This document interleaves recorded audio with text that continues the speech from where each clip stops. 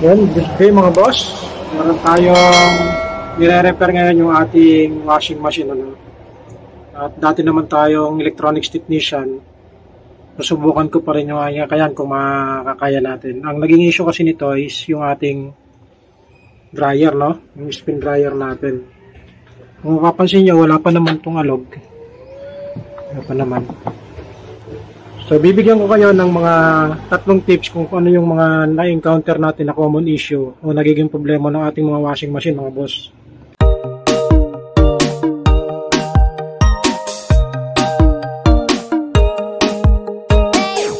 Una, itong gearbox. Ito po yung gearbox na tinatawag sa washing machine. Ito yung sa pinaka washing machine nyo. Ito yung merong forward at saka reverse, no? O backward or forward. Ganyan.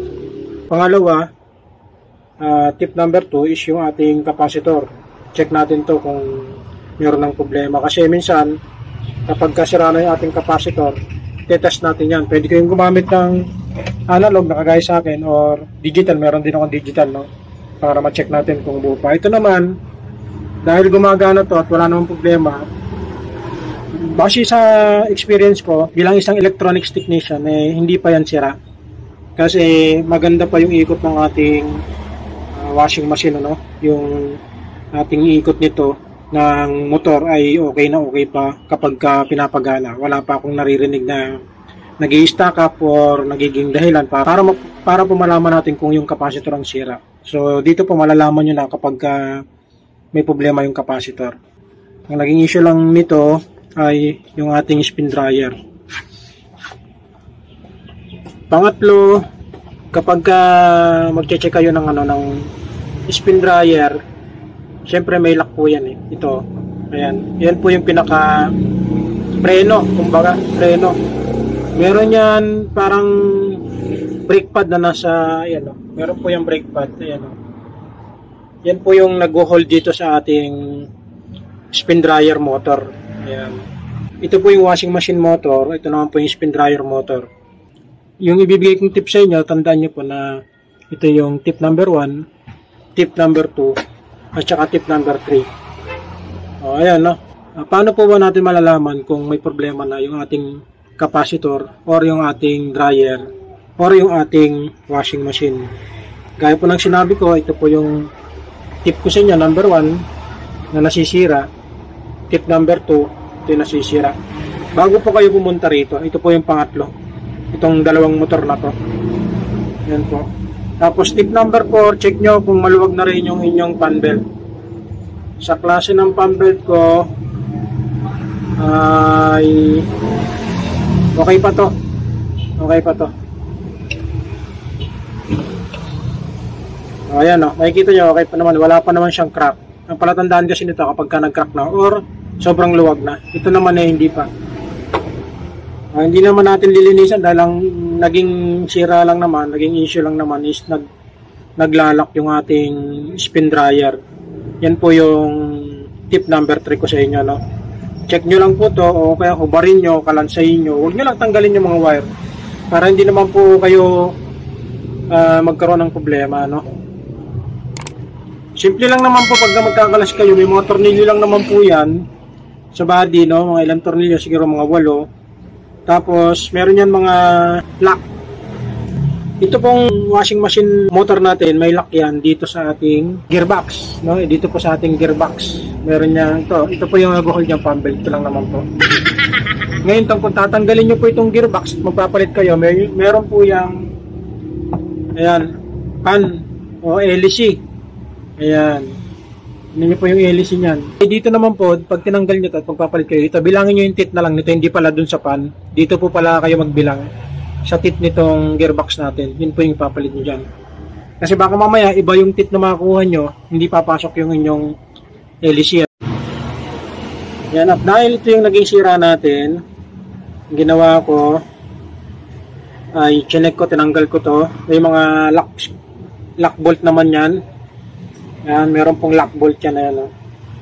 Tapos, yun yung mga tornilyo niya. Tapos, gumamit ako ng number 8. Kasi number 8 to Ito, number 8 yan. Tapos, yung mag-hold doon, ito madali lang naman ikabit kasi meron siyang parang uha yan. may cut. Kaya madali lang niya may kakabit yan. Ito madali lang din naman po.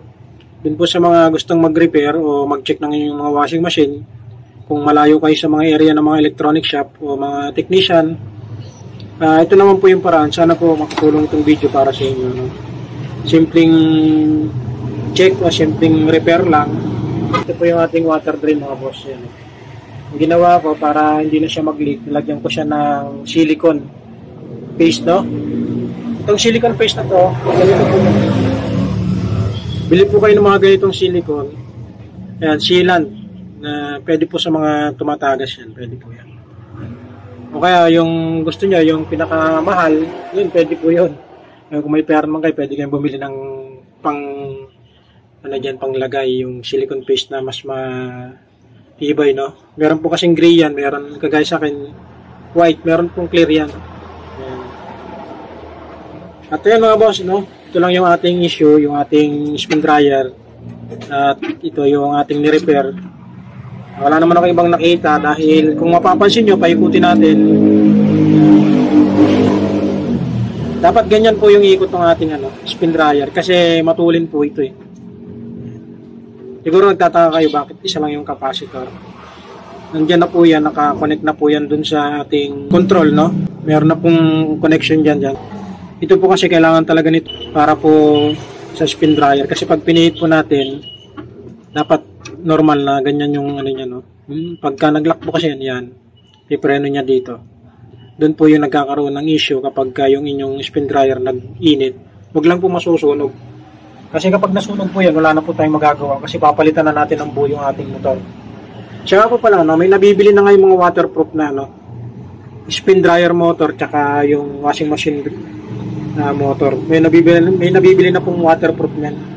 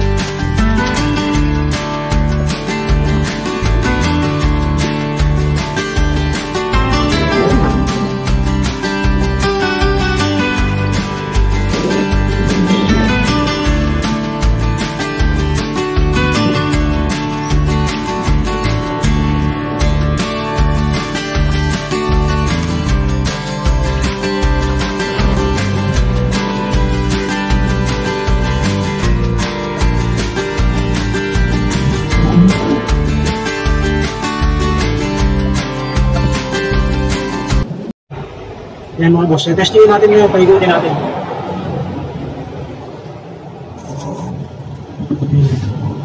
Diba? Nakita nyo ba yan? Diba? Paigutin na.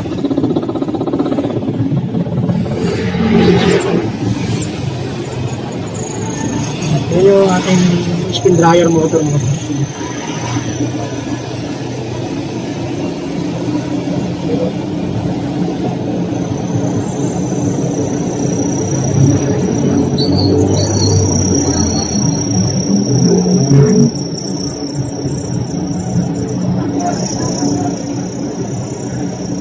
Kasing kabila, washing yan.